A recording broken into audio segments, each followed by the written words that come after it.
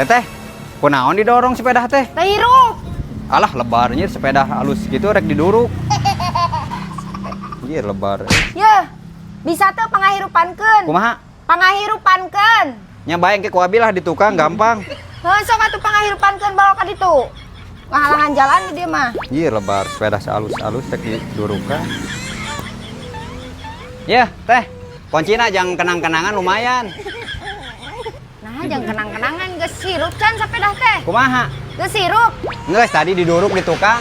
Lain lebar sepeda halus-halus jeung kita didurukan segala. Nah, ari sia kala diduruk sepeda aing. Itu ngeus. Pangahirupankeun, lain pangadurukeun. Nya ngeus itu di tukang. Nya geus abi rek gawe nya. Udah. Astagfirullah, si anjing aing hanya kain ditahan budak. Si goblok sepeda aing aku maha aing ngomong ieu sepeda diduruk ku si udah goblok ka mana si teh ajeng si Obi.